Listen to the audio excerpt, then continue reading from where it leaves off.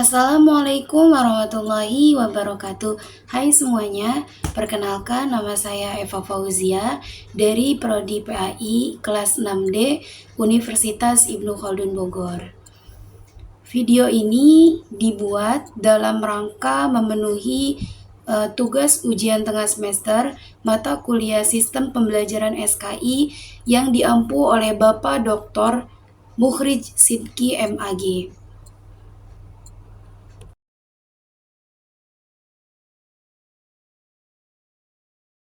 Nabi Muhammad SAW diangkat menjadi seorang rasul pada saat usianya 40 tahun. Mengapa pada saat usia 40 tahun? Ada sebagian ulama yang mengatakan bahwa 40 tahun itu adalah puncak kematangan berpikir manusia. Nabi Muhammad mendapatkan wahyu pertamanya di Gua Hiro, yang mana pada saat itu ada malaikat Jibril yang datang menghampiri Nabi Muhammad yang kemudian mengatakan Iqra. Namun Nabi Muhammad mengatakan la ana biqari, saya tidak bisa membaca.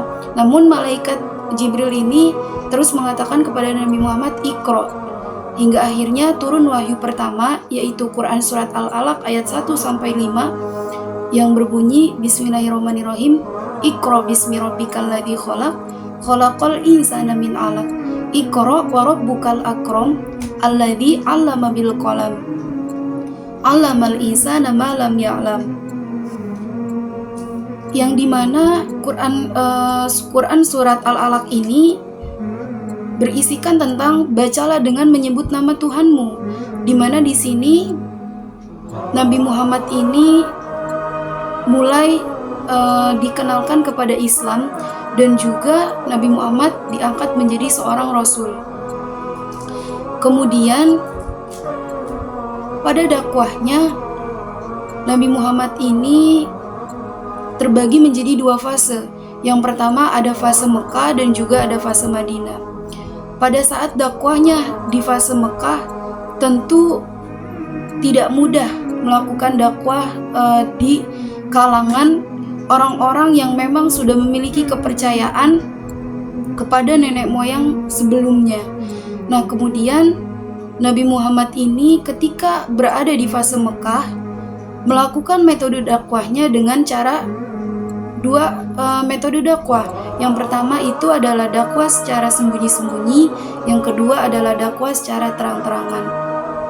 Nah, pada saat Nabi Muhammad dakwah secara sembunyi-sembunyi, Nabi Muhammad ini hanya melakukan dakwahnya kepada keluarga dan juga kepada sahabat terdekatnya aja. Dan alhamdulillah akhirnya para sahabat sedikit demi sedikit mulai mengikuti ajaran Nabi Muhammad SAW. Nah, orang-orang yang pertama mempercayai atau orang-orang yang pertama masuk Islam ini disebut sebagai as-sabiqunal awwalun. Nah, kemudian ketika Rasulullah sudah melakukan dakwahnya secara sembunyi-sembunyi, yang dimana dakwah ini hanya dilakukan kepada keluarga dan juga sahabatnya, kemudian dilakukannya hanya dari rumah ke rumah aja, dimana salah satu rumah sahabat Nabi yang bernama Arqam. Kemudian setelah Nabi Muhammad dakwah secara bersembunyi-sembunyi, hingga akhirnya Allah menyuruh kepada Nabi Muhammad untuk berdakwah secara terang-terangan. Itu ada di dalam Quran surat Al-Hijr ayat 94. Bismillahirrahmanirrahim. Fasda' bima tu'maru wa a'rid 'anil musyrikin. Maka sampaikanlah olehmu secara terang-terangan apa yang diperintahkan dan berpalinglah dari orang-orang musyrik. Jadi pada ayat ini Allah menyuruh Nabi Muhammad itu untuk dakwah atau untuk menyebarkan agama Islam ini secara terang-terangan, dan menyuruh Nabi Muhammad ini untuk berpaling dari orang-orang yang musyrik. Hingga akhirnya ketika turun ayat itu, Nabi Muhammad mulai berdakwah secara terang-terangan. Dan tentunya tadi pasti tidak mudah berdakwah dalam keadaan atau di tempat di mana orang-orang itu sudah memiliki keyakinan sebelumnya, apalagi keyakinan ini sudah lama dianutnya. Hingga akhirnya dakwah Nabi Muhammad secara terang-terangan terdengar oleh kaum kafir Quraisy dan pada orang-orang di masa itu. Kemudian pada fase Madinah, mulanya Nabi Muhammad ini belum melakukan dakwah ke Madinah ini. Nah, kemudian dulu Madinah itu sebelum Islam datang itu ada dua suku, yaitu suku Arab dan juga suku bangsa Yahudi. Yang dimana suku Arab ini ada yang bernama suku Aus dan juga suku Khazraj. Nah, pada suatu ketika mereka ini terjadi perselisihan, yang dimana dalam perselisihan antara suku Aus dan suku Khazraj ini Yahudi ikut andil di dalamnya. Nah, dia itu terus mengadu dombakan kedua suku ini. Nah, hingga akhirnya mereka berdamai akhirnya. Nah, kemudian setelah mereka berdamai ini, suku Khazraj ini pergi ke Mekah, dan ketika di Mekah Nabi Muhammad ini menghampiri suku Khazraj ini, yang kemudian dimana pada saat itu Nabi Muhammad mulai memperkenalkan ajaran agama Islam ini. Nah, hingga akhirnya suku Khazraj ini pulang kembali ke Madinah, dan pada saat di Madinah ini mereka mulai memperkenalkan agama-agama Islam yang diajarkan oleh Nabi Muhammad ini. Nah, kemudian suku Quraisy mendengar kabar itu, tentu mereka tidak diam. Tentu mereka merasa kesal dan mereka sangat ingin membunuh Nabi Muhammad SAW. Hingga akhirnya mereka mengatur strategi untuk bagaimana kita bisa membunuh Nabi Muhammad SAW. Nah, akhirnya mereka ini mengadakan sebuah rapat, yang dimana para tokoh-tokoh kaum kafir Quraisy ini datang menghadiri rapat tersebut dengan tema bagaimana kita bisa membunuh Muhammad. Nah, hingga akhirnya ada beberapa siasat, ada beberapa cara yang mereka temukan, mulai dari bagaimana kalau kita membunuhnya, atau bagaimana jika kita mengusirnya, tapi itu tidak dilakukan. Hingga akhirnya rencana yang ingin dilakukan untuk membunuh Nabi Muhammad itu adalah dengan mengirimkan perwakilan dari beberapa suku, hingga mengirimkan pemuda atau algojo dari beberapa suku untuk membunuh Nabi Muhammad.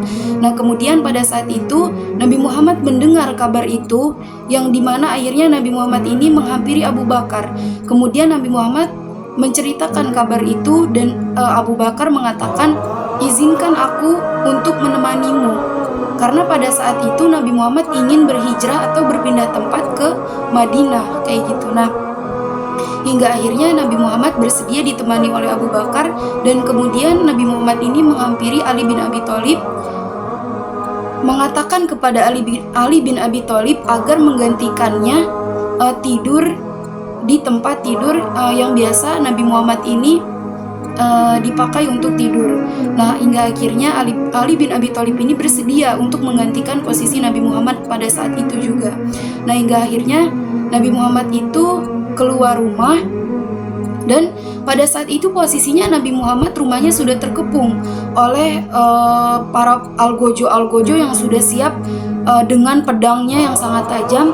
Namun pada saat itu Nabi Muhammad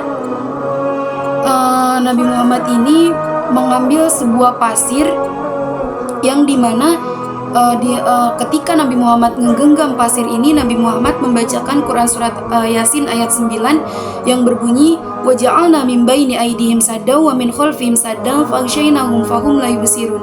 Yang artinya kami jadikan di hadapan mereka ini sekat dinding dan juga sekat dan kami tutup mata mereka hingga mereka tidak dapat melihat. Jadi Nabi Muhammad menggenggam pasir tersebut, terus membacakan surat Yasin ayat 9 tersebut, dan menghempaskan pasir itu kepada mata orang-orang yang berada yang mengepung rumahnya itu.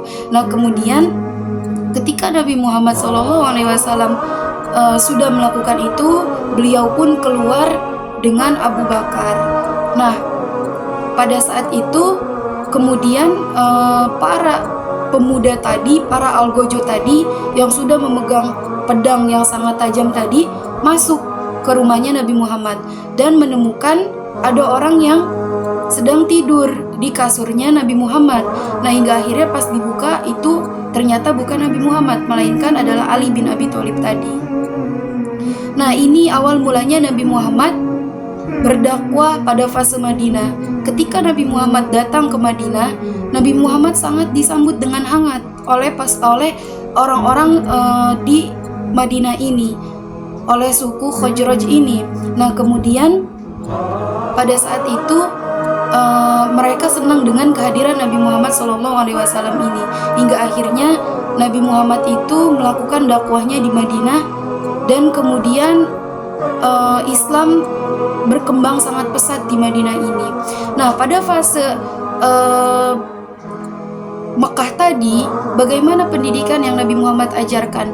Pada fase Mekah tadi, Nabi Muhammad ini tidak terlalu tidak terlalu menampakkan sisi kenabiannya, tapi Nabi Muhammad ini menampakkan sisi kepemimpinannya, yang dimana karena kenapa? Karena pada saat itu bahkan untuk meyakinkan mereka kepada agama aja susah, makanya Nabi Muhammad ini menampakkannya kepemimpinan beliau gitu, kepemimpinannya kayak gitu.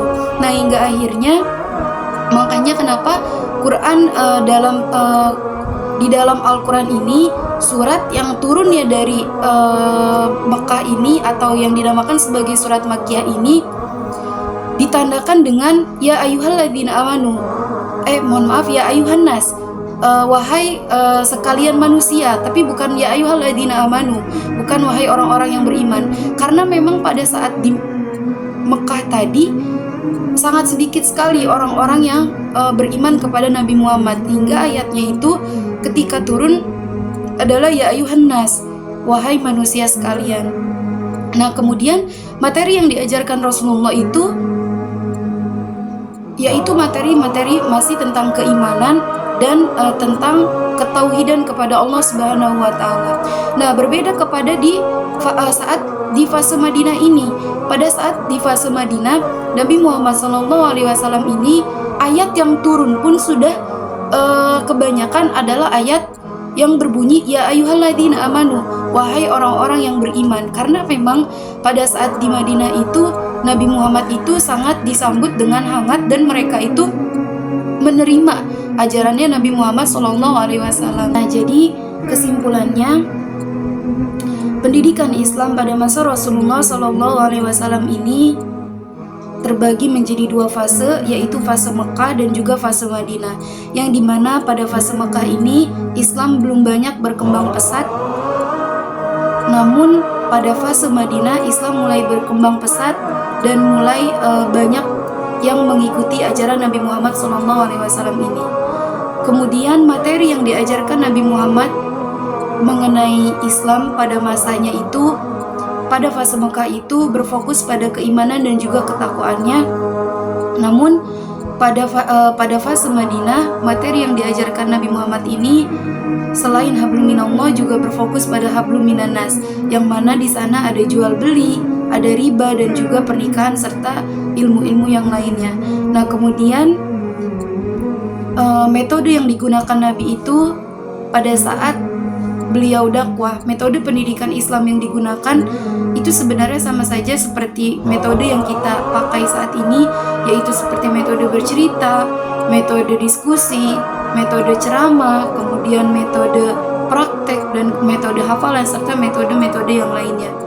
Dan lembaga pada saat dakwahnya Nabi Muhammad ini, pendidikan Islam itu dilakukan di kutab, dilakukan di rumahnya para sahabat, dan juga dilakukan di masjid, yang mana masjid ini tidak hanya sebagai tempat ibadah, namun juga tempat untuk menuntut ilmu dan mempelajari agama Islam. Mungkin cukup sekian dari saya, kurang lebihnya mohon maaf. Wabillahi taufiq wal hidayah. Wassalamualaikum warahmatullahi wabarakatuh.